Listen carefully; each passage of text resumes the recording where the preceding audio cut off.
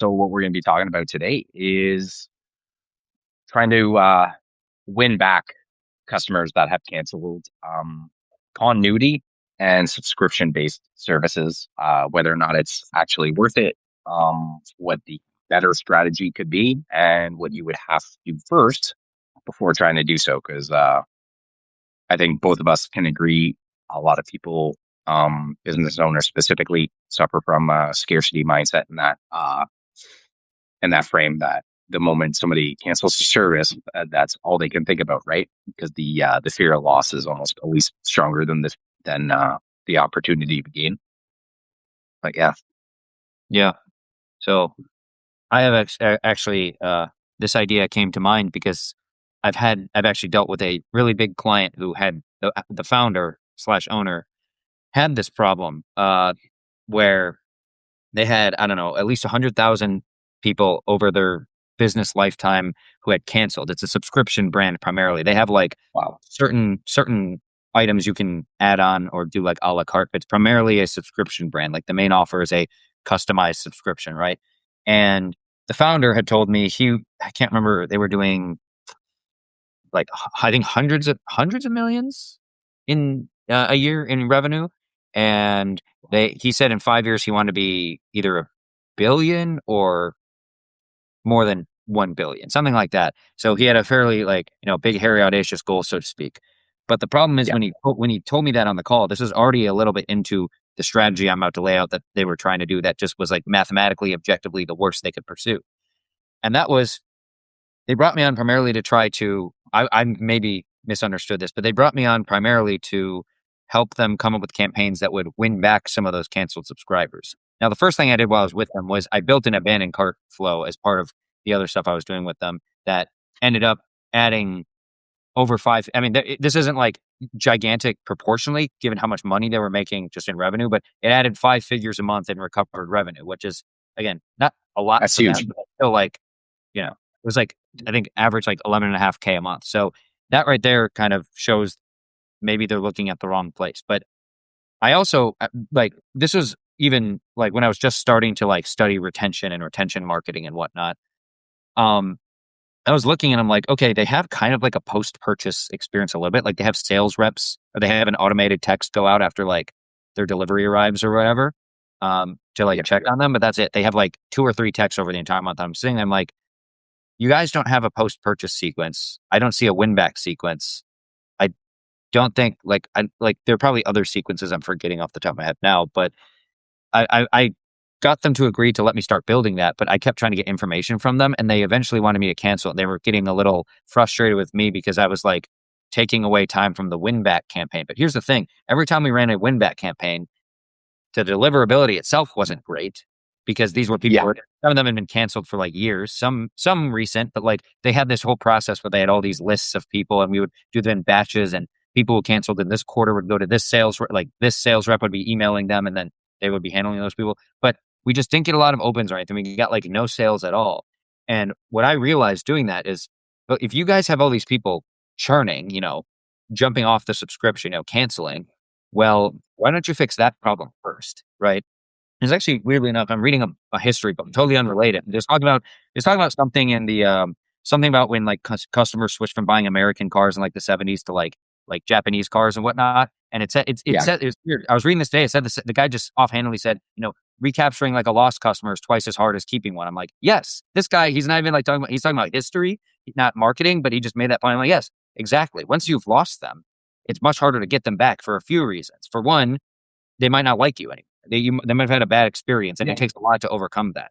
Even if it's not, it could just be a budgetary thing. Like that's like the more neutral one. Like it's just I like you guys, but I don't have the budget. It's still harder to win them back because they're now kind of in the mindset of like they're more thinking about is this worth the money?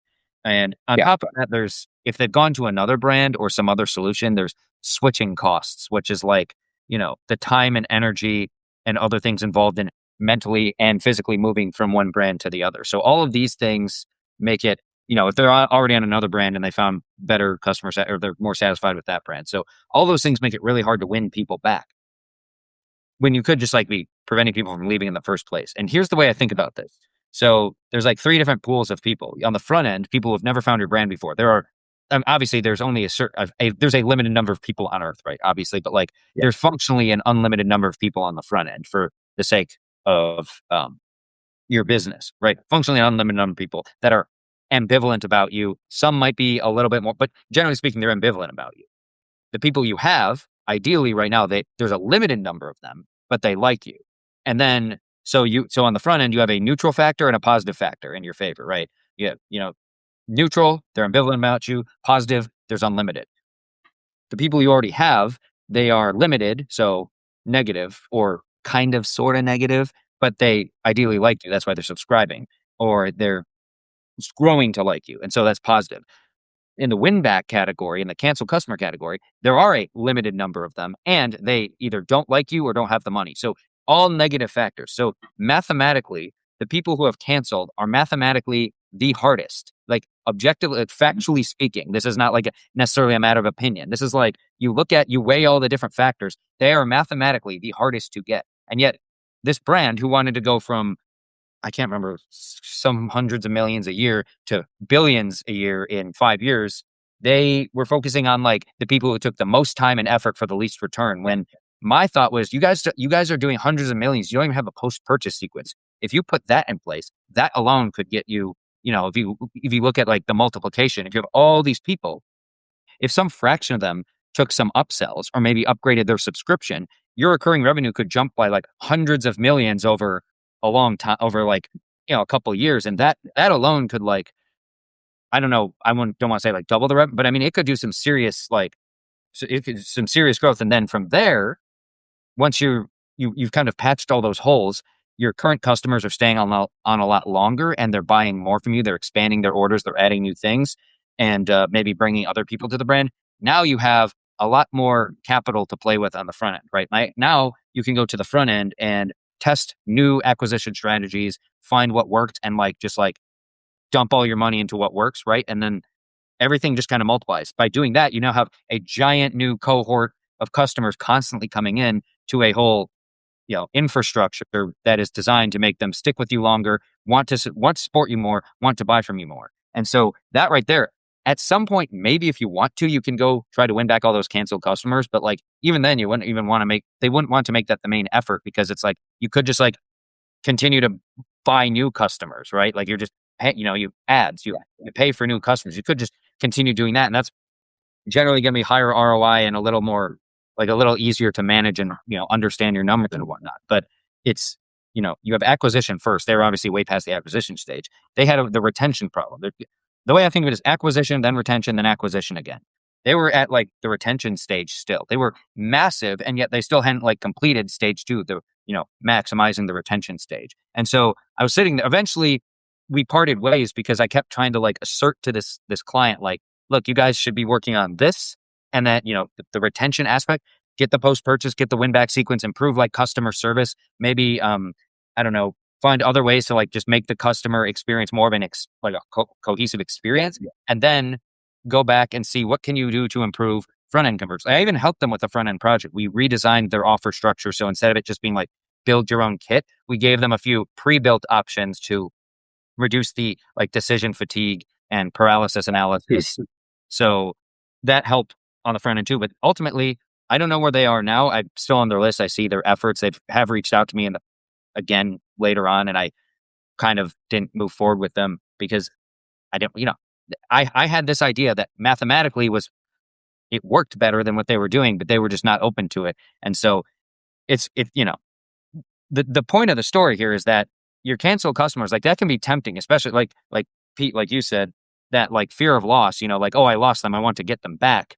But it's much easier to just it's much easier to find ways to keep the people you have now, the customers you have now, strengthen that. You raise your revenue more easily that way, your recurring revenue, especially when we're talking subscriptions, and then not just go back to the front end after that once you patch that hole up, but like use all that extra revenue you have to invest back into front end acquisition. At that point, the canceled customers don't even really matter that much anymore. If you want to try to get them back, I mean, you should have things like, a win back sequence that kind of automatically tries to win them back, but that's like the majority of your efforts on that front. So yeah. Yeah, that's solid. the way I always solidify things in my mind is you and I have talked about this a little bit too, but like I always I think in metaphors. That's how I come up with hooks and stuff like that, especially for my writing. And for example, this is like what we're talking about right now. It's kind of like trying to get your ex back, right? Like you have somebody who like you wooed, you were potentially in a relationship for with a little while, right? And then they just decided, hey, you know what? This isn't working out. This isn't for me. They said a bunch of mean things about you, and then they left. They're out of your life. What makes more sense? Putting yourself out there and finding somebody else, or trying to win that person back, right? Because like ultimately they left for a reason, right? Um, Whether or not they're right or wrong doesn't really matter. They have their reasons. And customers that leave are the same thing, right? And like it's easier for me to understand in this sense because for some reason recently I've been writing for a lot of dating coaches.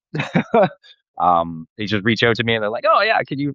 So yeah. Anyways, a lot of what they teach, and it kind of applies to this too, is like the only way to win an X back is what were you doing initially to win them in the first place, or how do you better yourself so that this doesn't happen again, right? Because ultimately you drifted apart for some reason, right? Um, So like even if you did get them back, has anything changed? Right? Let's say like on a whim they just decided, hey, you know what? I'm gonna unsubscribe from the subscription service because this month I don't exactly have the money. But there's a reason why they canceled, right? Like they either got bored, complacent, something else seemed better, money, right? And I think somebody who does this really well to keep you in their subscription system is Ben Settle, right? Like if you're in the email marketing world, you've heard his name before. I subscribe to his paid newsletter, and the way he does it is totally different than anybody else's paid continuity offer I've ever paid for before, right? So essentially, what you're paying for is the core offer that you get sent once a month, right? But then also what he also does is he sends a ride along sales letter for the big promo that he's going to be running later on that month for a bigger discount then he's going to be providing for the rest of his list, right? And then you see that promotion too, right? And then he reminds you, like, depending on which segment or whatever, like, he lets you know in the sales letter, hey, if you see this promotion happening this month, do not buy from my emails because here's a better deal because you're already a customer of mine. So then there's almost like a already implied VIP service that you're now getting because you're part of that group, right? Like you're part of his elite. But also what he does as well is he provides extra value on occasion, like 2, 3 times a year. He writes a extra newsletter outside of the regular continuity of the newsletter that's about 3 to 4 times the size of the regular newsletter.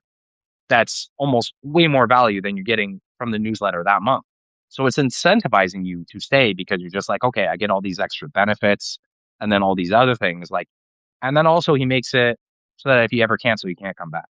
So it's like, Yeah. hey, you know what?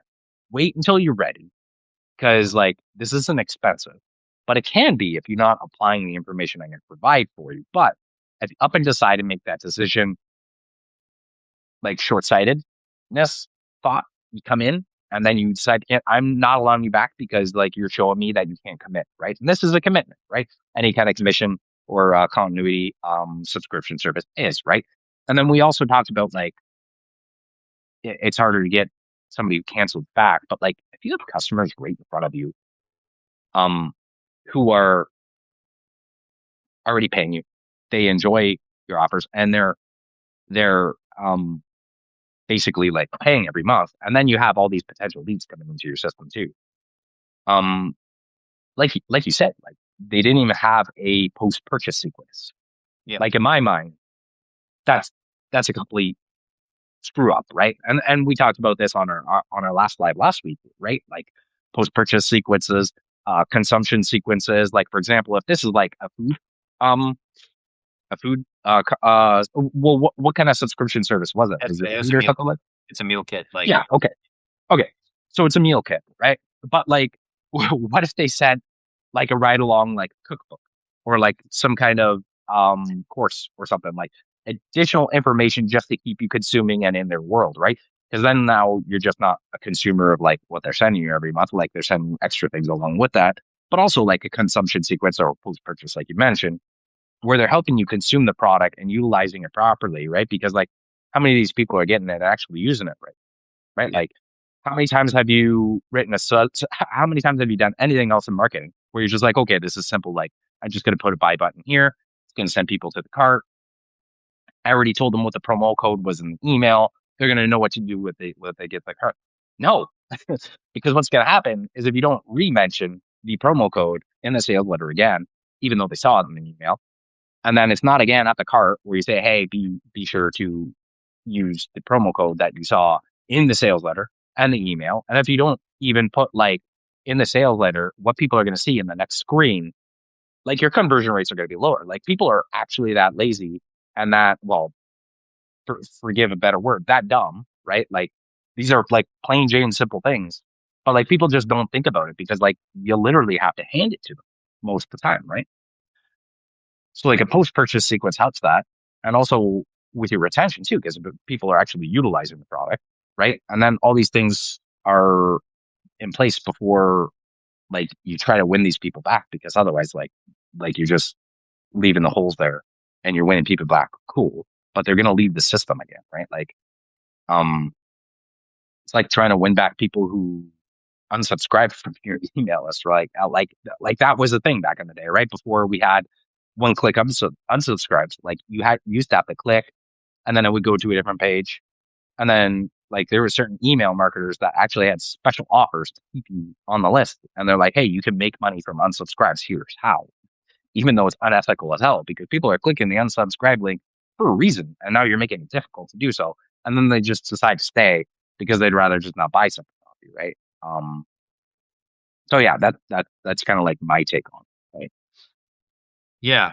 Um, Yeah, and it just like it's also like if you wanted to kind of like what you were just saying, if you wanted to win back those people anyways, like to go back to like the X situation, if you like or that example, if you wanted to if you have changed nothing about if like the reason your ex broke up with you is because some flaw, something going on that they didn't like, some sort of problem in the relationship. If you didn't change anything and then you try to go win them back, that obviously doesn't work. But like if you were going to try to do that, you'd probably, I don't know, like improve yourself somehow.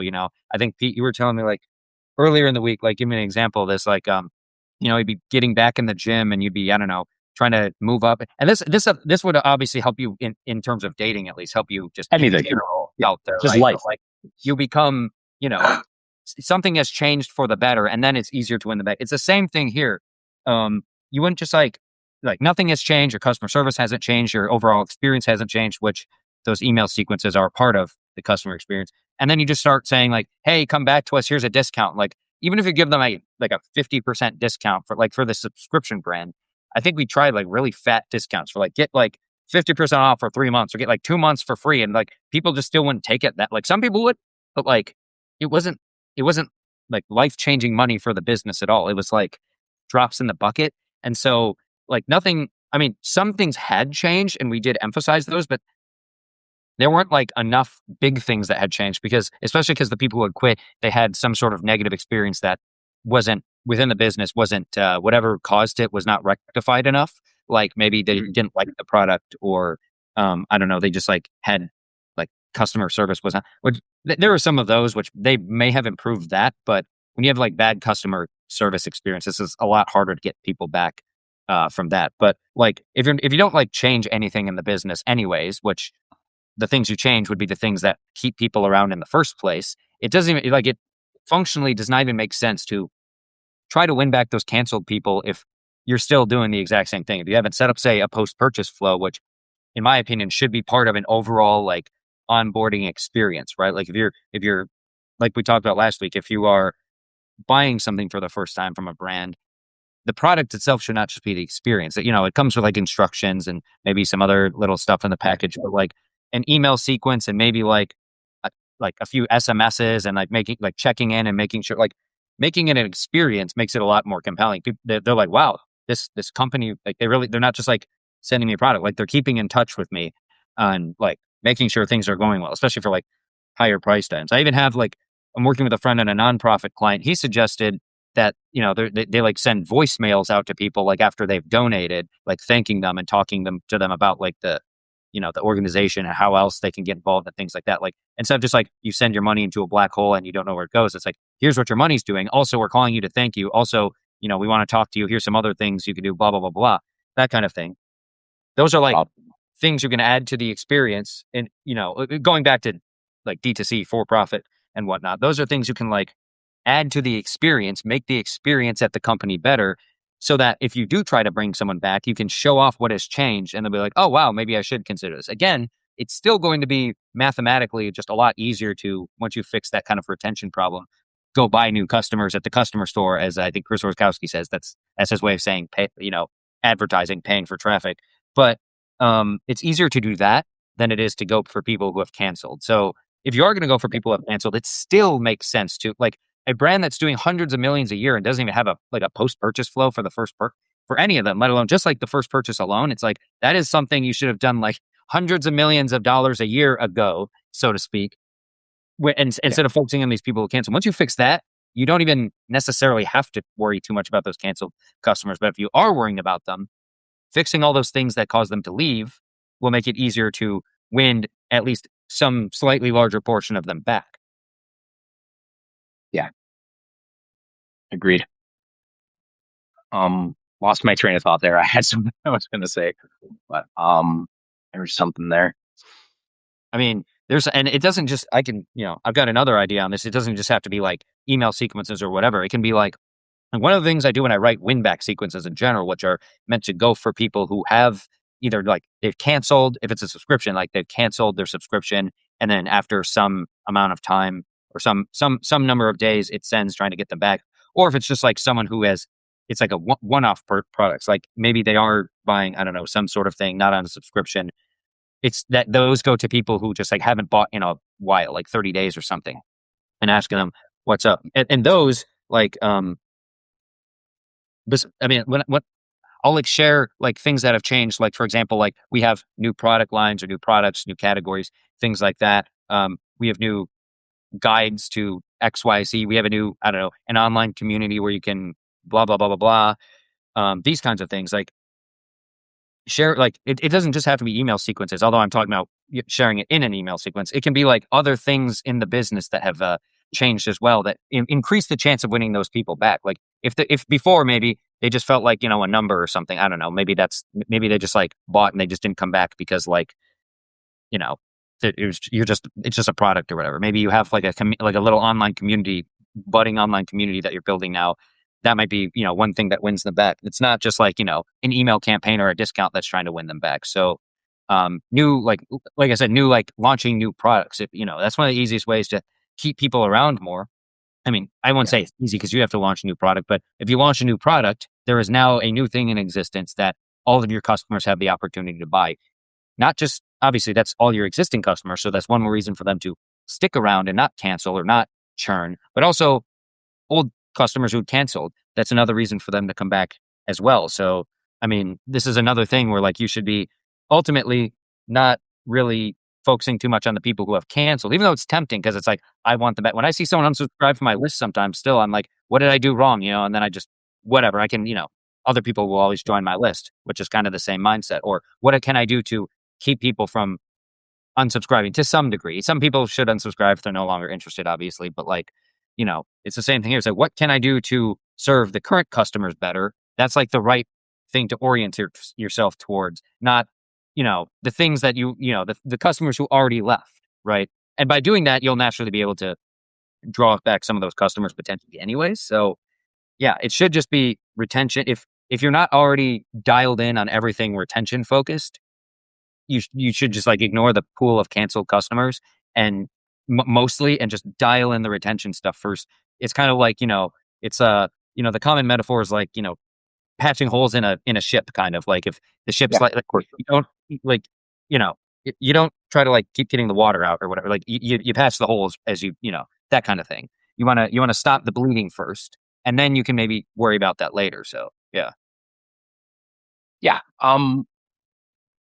Basically, this is kind of what I meant. I think it was about a month ago. I shared a note that kind of blew up on Substack here.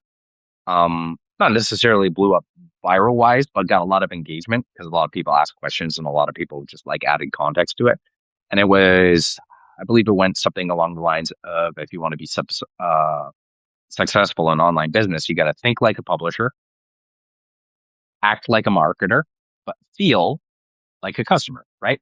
And basically that kind of comes down to like basically what you said. Like you got to think like a publisher because like if you're not always putting out something new, people aren't going to stay interested for very long, right? Like if you always stay in the same stagnant routine in life, life gets pretty boring, right? That's why everybody looks forward to the weekend, right? The 9 to 5 grind, Monday to Friday sucks because like you know what to expect every day and like it's boring. Same thing with products, right? And that's kind of like what I meant too with um treating people with VIP when you're sending your products every month or weekly or however often it gets sent, right? Is like they know what to expect. Like they already picked what their menu plan is going to be for this for the offer we were talking about previously.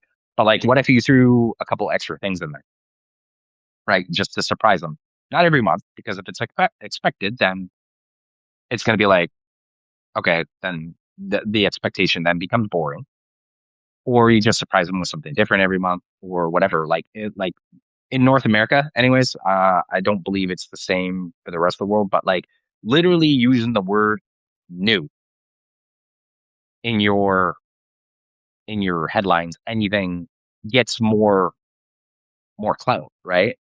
So everything that comes down in North America, the more novelty, the better. Like if it's something new, people are going to be more interested, right? That's just the way it works, right? And then acting like a marketer, basically what we just said, like you should have retention systems. Like you should not even be trying to get new customers or win old ones back until you've fixed your retention issue, right? Because like otherwise, what's the point, right? Like you have a continuity offer or a subscription offer. Like if you don't have a means to keep people, what's the point of getting them, right? Like, for example, like we were talking about relationships earlier, right? Like,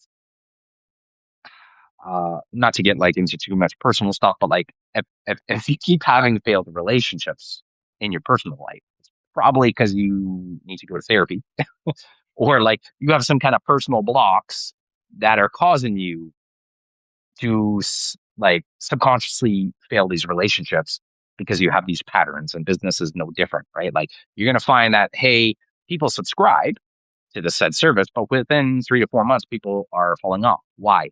Right? Like if you don't ask that question, then you're just going to be constantly dumping people into your ecosystem. And yeah, maybe people will make it to month 5, 6, whatever, and then go just maybe last for a little while, but like you'll always have that one problem, right? So unless you fix that one block in your business, leak, hole, whatever we used as a metaphor already, like that's just going to continually happen, right?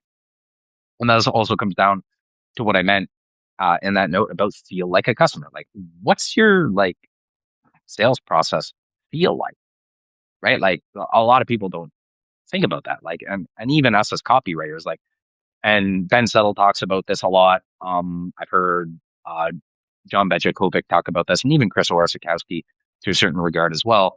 Um, where you always hear about these copywriters going on about like, oh yeah, I sold $100 million online, so this is why you should have to listen to me. And ultimately, at least you and I know, and it'd be worth talking about as well, is copy only makes up about 20% of the profitability on any offer, right? So the other, out of the 80% that's left, 40% is your list, 40% is the offer, right? Customer service is probably within that too, I would imagine, probably within the offer. Um, Crap, where was I going with this? ADHD just kicked in. um, Shit, sorry, man. Rough day. Um, Feeling like a customer. Yeah. Okay. So, like, how does it feel to get sold to? And a lot of these copywriters who sell uh, millions of dollars online, what they normally don't have to deal with is all the customer service afterwards, or all the refunds, or all the other things, right? Because, like, even Dan Kennedy's talked about this in a lot of his books. Is like, if your refund rate is not at X percentage when you're selling this amount of money, you're not selling hard enough, right? Because, like, if you're a marketer and you're trying to sell something, like a lot of people don't like talk about this, but like persuasion, manipulation, sales, it's all the same, right? Like use whatever word you want to use. Like you're getting somebody to do something they weren't even thinking of doing moments ago, right? So there's always going to be some kind of buyer's remorse and thus the retention systems we talked about, right? Because like even having a few emails going out the moment somebody buys something prevents them from hitting that cancel button before it even gets delivered, right? Like that's huge. And that's what I meant by feeling like a customer is like, what's that process feel like to go through like your whole process, your whole ecosystem, and also like when they receive the product, right? Because like, why else do people online, especially on YouTube, do unboxing videos? Because they're showing the experience of what it's like to become a customer of such and such brand, right? Like, were you listening to um Kevin Rogers, John Carlton's, and Daniel Throstle's more recent podcast episodes that they just released a few months ago? I don't think so. No? Okay. Anyways, they came out with Psych Insights for Modern Marketers, the 3G edition. Like it's right. So they came out with like the new version of what they were doing years ago when Copy Chief first came out. But one of the episodes was literally Kevin showing the package that he got from this company. And he's like, okay, like I'm really looking forward to opening this. So he opens it and it was a giant like like he gets to the end of it and he's like, he's like considering the size of the package, the way it was like done from the outside, he's like this is big. Like you can't even be on Amazon and selling product now and sending people stuff in a white box. Like they're not gonna buy off you again, right? So like what's the total experience? Because like it's not really just the offer anymore, right? And yeah, like you said, like, and that's kind of comes back to like world building, universe building, whatever everybody's calling it nowadays. Because Ben Settle was originally talking about this like back in 2017, and now everybody's made their own version of it because they're like, oh yeah, it's universe building. No, Ben Settle was talking about world building 10 years ago, and now you guys are just copying him and trying to make it sound like you came up with it because he's got like 4 books on it that cost over $1,000 each, and you guys probably bought it, and now you're trying to sell your own system. That's another thing. But yeah, that's it's kind of all encompassing, right? It's like, yeah, Yeah. And speaking of inexperience or just like fixing that, like the retention problem, almost like tactically, I've seen examples of this in my with like my own products, or not my own products, but products I'm subscribed to. So one I always tout, if you ever read my blog post or anything, I always tout Good Ranchers. They are a meat yeah, box subscription company, American raised and packaged meat, grass fed and all that. And they do a bunch of things right. So and I think the client I was talking about at the beginning of this, who had lost all those customers, probably could take some cues because this is the same kind of business. It's food and it's meat box. It's a meat subscription box, so you got to cook it. And it's not just like complete meals, but there's some cues they could take. So like one thing they did that I thought was cool early on when I discovered them, it was like I don't know, in the earlier this decade, I guess, when inflation was really high, and they marketed it as they had a price lock. But they marketed it just as like they call it like inflation protection now or something. Like you lock your price in as long as you stay subscribed. So I have, oh yeah, it's my mm, 2022 price. It's like I think 179 a month is the price, and I've looked at it. The last time I looked at it, that same box is now I think 230. So it's like a 20 something percent increase, but I'm still paying the price from months. Obviously, that's just that's a price lock. Like a lot of brands could yeah, do that, but like the way they marketed it was kind of clever too, because it was like right at the right time. They're like, oh, inflation's really high, the prices are going up, but you can lock in your price right now and protect against inflation, basically. And you know, it also kind of frames meat almost like as a valuable asset in a sense, even though it's something you consume. It's not really, but it was good. I liked it. It worked on me kind of, but I was already yeah, semi sold on the brand. Now, another thing they started doing more recently is that they do include a mystery. It's not random, but they say like it's like every third box you get like a mystery gift. And I don't know, maybe I guess I'll spoil it just here. It's usually just it's like free chicken wings, like Good Ranchers chicken wings. So I have the box I get is it's a couple steaks and some ground beef for burgers, right? And every few boxes I get free chicken wings. So I don't know if I think it's like a pound or something like that. I can't remember. But and around Christmas time, they also send a ham with your order. So an entire ham, and that I my ham lasted me for like days because it's just me. So I'm eating oh shit, every yeah, meal. okay, Eating, yeah, I'm just eating this ham like that alone. That's like a dozen meals for me right there. So they're doing all these. They're just like giving me a bunch of stuff for free. On top of the fact that at some point they're going to be taking a loss like on me, like on a per customer like economic basis because inflation, increasing costs of things, and giving me free stuff. Eventually, like they're going to be taking a loss on me. But here's the thing. They got the retention from what I can see, at least as a customer. They have the retention fairly nailed down. They also have like a very, they have their brand voice and their kind of identity. The customers who buy from them, like me, really resonate with them and love them. And that's why I've been a subscriber for so many years. And they've created those switching costs. Like if I cancel, I lose that like inflation kind of protection thing. I stop accumulating rewards points, which they also have. But eventually they will lose like money on me. Like at some, like it might be now that they're already losing money. It might be like in 30 years or something if they're still around. Like at some point, inflation, as things naturally Gonna catch inflate, up. right? So but the thing is, they've solved that because they got retention dialed in. So what they do is now they can go back and acquire more customers. So the whole point is that like they have me, they have recurring revenue until that recurring revenue actually, in terms of like real value, goes negative because of inflation. But they have that for that whole time while they're using all that extra like predictable revenue to go get more customers, right? And that's not the only thing they can do. Here's another thing that they can do to both, enhance the customer experience, but also get more money for me is they upsell me on things. I think actually this one I might have actually used rewards points, but like I got a couple extra ribeyes in one box. I think I used rewards points for that, but like they will, when the renewal is coming up, when your renewal is coming up, they'll email you like reminding you about it. And they'll be like, oh, by the way, here's some good things that'll go with, you know, the meat that's in your box currently. And Yeah.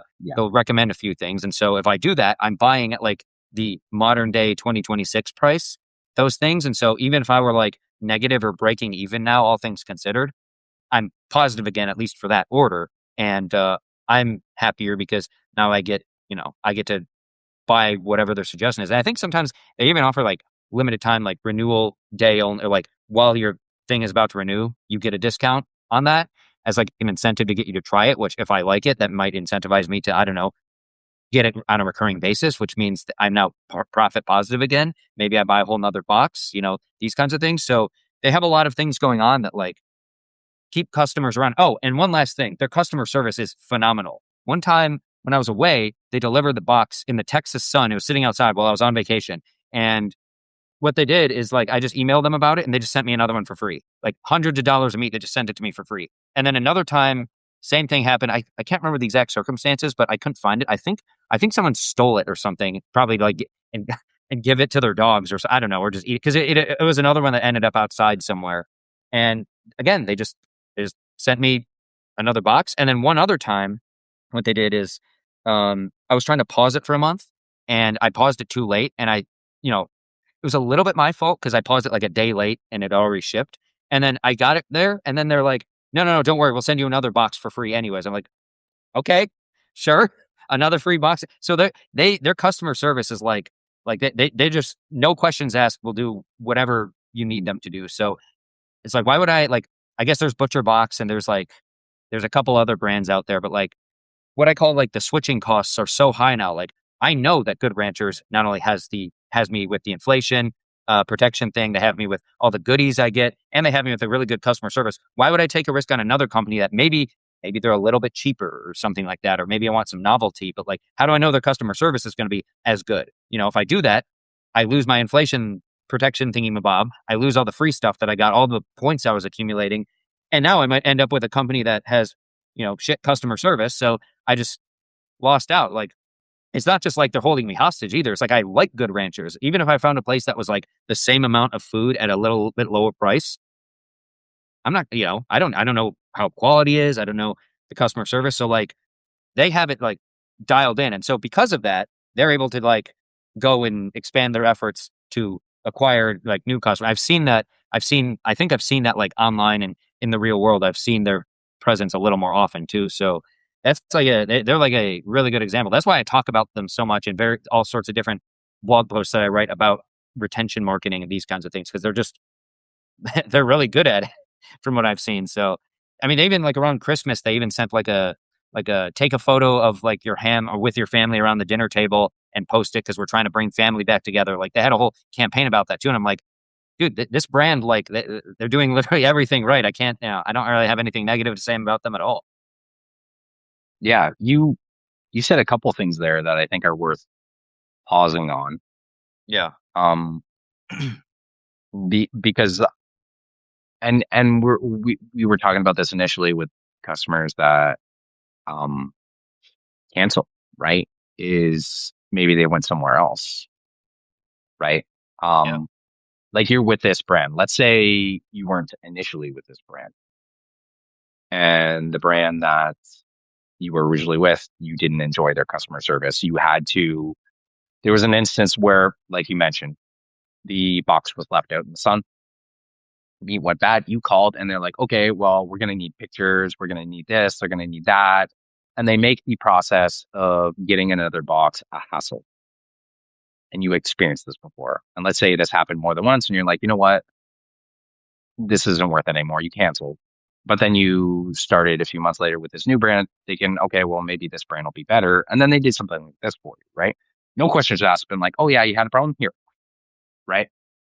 But then you also said something else there that I think is incredibly important because you were talking about how you resonate with the brand, but you said something kind of profound there where you're like, people like me, right? Mhm. That's identity. I don't think enough people talk about that in marketing is like when you actually have an avatar and you're speaking to their identity. Like for example, uh, the the continuity offer we were talking about originally, the one that you were writing for, where they were like, what was it again? Like prepped meals. Oh yeah. It's like, yeah. Like Meal kit. Yeah. Or okay, prep. so Yeah. so it's like ready to go meals. Like okay, you're the busy soccer mom, right? Whatever, and you need to break at least 3 times a week, right? Or you're like me, you're like the busy single dad where you got home at almost 7 o'clock and you had to get your kids Happy Meals because you ran out of time, right? And then I don't even have food, so I'm gonna have to like run out after this to go grab myself something to eat, right? Like having something like that, like you're speaking to that identity, like hey, you're the worn out parent, got kids, you don't always have the time. Here's a way to bypass the time, the effort, blah, blah, blah, blah, right? You've got to be speaking to that kind of identity, right? And for example, a guy like you for the brand that you're like advocating right now, like you're basically advertising for them, Yeah. right? Yeah. I end up being Um, that. exactly, right? And it happens so organically because they're just doing such a good job overall because they're speaking to your identity, they're appealing to your identity, they're serving you in an amazing way. Like this has gone beyond just retention, right? Which I think they're doing well anyways, because otherwise you wouldn't have gotten to this point, right? Hmm. And I know we've been talking about customer service and how it's important, but like normally the reason you got to find out somebody's customer service is so good is because they failed in another way first, Yeah. right? It's like the customer service should always be amazing. And it should be like what's the saying in most sports? Like the best offense is like a great defense or vice versa, right? Like your customer service needs to be good, but like what did you do that somebody even needed to call them in the first place, right? And that's like kind of comes down to your retention and everything else, right? And also the other thing because you're talking about like, hey, like you're a meat box subscriber. They're appealing to your identity in that way, and I'm sure they're appealing to you and writing copy and all that, and appealing to other different things too. That's why like you love them so much, right? Hmm.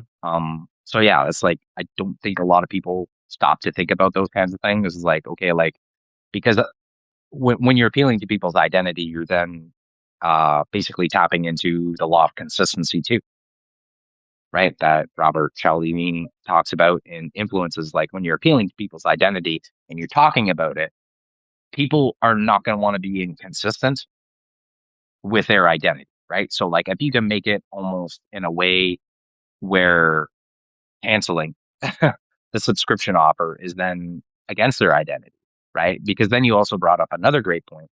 And I did originally when I mentioned Ben Settle, where like the punishment of canceling is you can never um subscribe to email players again, like his paid newsletter, right? Whereas the brand that you're dealing with right now is the locked in price, right? Like it's not like your price is never going to change. But like you also mentioned how you're locking in to prevent inflation and then eventually they're going to lose off you. Well, technically, no, because you're a buyer Exactly. and you're on their buyers list, which now we're appealing to consistency again, right? Because this is a brand you already love. And like you already said, like you've already used like their bonus offers and all the other things, right? Like they're probably going to put other offers in front of you later on, knowing that they're going to be able to make the money back because like you're already on their buyers list. You already love them. You're advocating for them. And like even if they don't make the money directly off you, you're advocating for them so much that all it would take is like a guy like me to go purchase from them. But you said it was like $230 US. I live in Canada. That's like $1 million here. So I'm not gonna go do that. But like in all reality, like it's gonna pay them back in so many different ways because that kind of goes along the lines of, are you in Brian Kurt's world at all? I'm on his list. Yeah. Okay. So if you've ever been like I was in his Titans mastermind for a while and he's got this teaching called the 5 ways you get paid.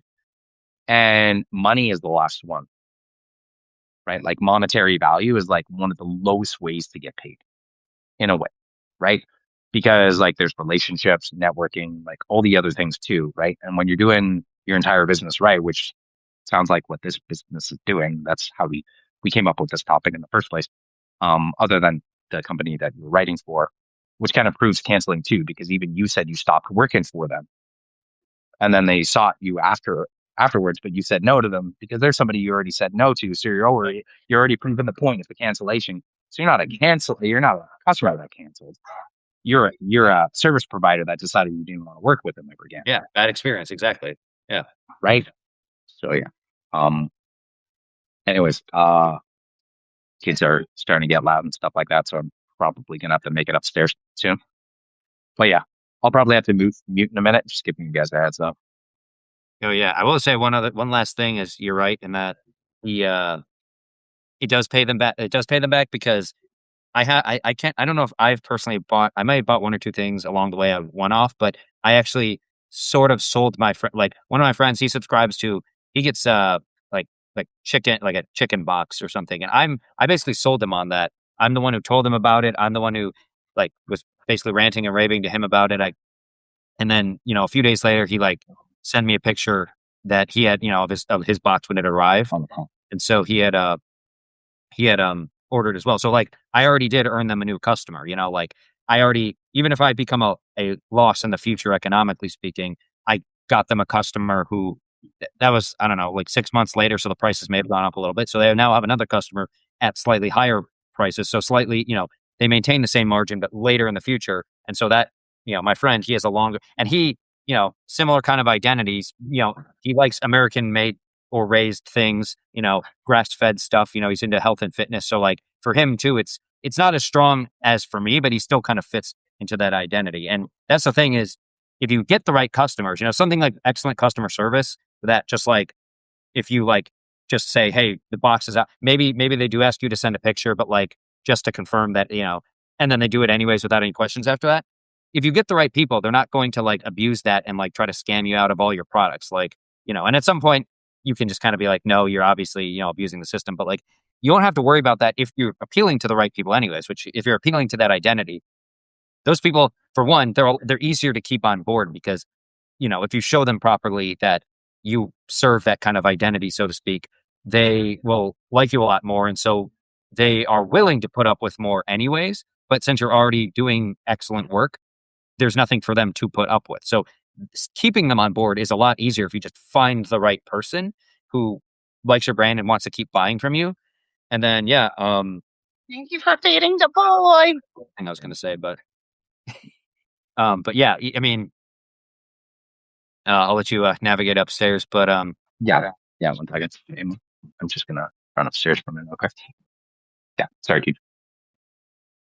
anyways, yeah, it makes it a lot easier for them to stick around. Like like you said, like if I quit the brand, I would feel a little bit like, wow, I'm not kind of supporting this mission of like the type of grass fed kind of organic, sustainable that kind of meat and stuff that they're raising. I would be no longer supporting that if I canceled. So like that would be like a small hit to my identity as a customer. And so Yeah. that's another like switching cost, so to speak. Again, not that they're like keeping me hostage because I like their product and I like buying it, but like that's another reason that I would not want to cancel. There's now multiple stacked reasons that I would want to stick with them. And also, if you know who you're targeting, yeah, like I said, they're less likely to kind of like abuse really good customer service because they too like will feel an ethical sense of like, I'm not going to like lie to this because at the end of the day, that's like an informal like trust thing. Like, I'm not going to lie to get, a free meat Yeah. box or whatever. Like, because they, they know ultimately that kind of logically doesn't work out if you carry it out long enough. If everyone starts doing that, then the whole mission to do what that brand wants to do kind of fails. So they'll be like, they won't abuse the really good customer service. And then finally also knowing that it's easier to go find people if you know your customer avatar, the types of people who stick around and buy from you repeatedly over long periods of time who are very valuable. You can obviously see, okay, you can gain additional information about those people and be like, okay, I know who these people are. Now I know now I know who I'm trying to look for.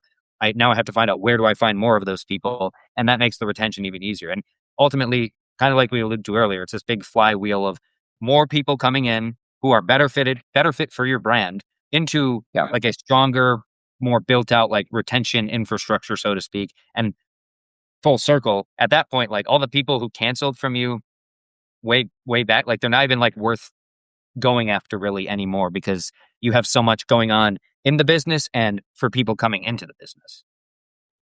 Yeah. Exactly. Right. And like we kind of come full circle into our original metaphor when we were talking about like exes,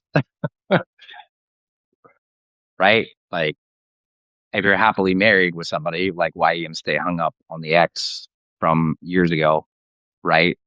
Yeah. Or if you're single again and you got options, why are you going to go back to the person who broke up with you when you have literally hundreds of other people, if not millions of people that could be a better fit for you, right? Yeah, exactly. And then also, like if you haven't done what you need to fix the problems as to why people left in the first place, trying to win anybody back is just never a good idea, right? Yeah, and trying to win anybody back and then trying to win anybody new, they're not going to stick around very long likely either. Or if they do, they're not going to be as good a fit for you. Just like, the customer who's not going to be as good a fit for you if you haven't figured out who you should be going for in the first place. So, yeah, I mean, it's funny how business and relationships always have a lot of, you know, Always. It's the metaphor I use like the analogous. most, right? Yeah. Yeah, exactly. Yeah. Yeah. You figure out what you didn't want and then same within business, you figure out what kind of customers might be abusing the customer service and trying to get free stuff from you when they don't actually deserve it. That kind of thing. See the analogies are everywhere when it comes to business and relationships, especially around retention. So yeah, Yeah. Yeah. Um, I was gonna say something else here. I forgot now. Shit. Yeah. Lots of brain farts today. Sorry, man. I mean we're almost at the hour anyways, and we did start a few minutes Oh earlier. shit. Yeah. So Yeah. Yeah. I mean I think we cover a lot of good ground here. So yeah. Yeah. Anybody got any questions about the topic or even otherwise? Email, copy, whatever.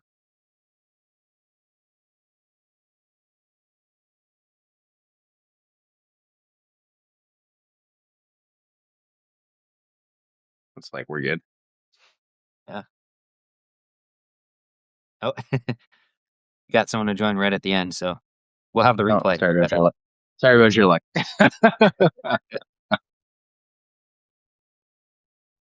Well, Well, if no one has any questions, then I guess we can call it there. yeah. I think I think we riffed on this one long enough. Yeah, sweet. Yeah, man. All right. See y'all, everyone, and see ya, Pete. See you next Friday. See you, buddy.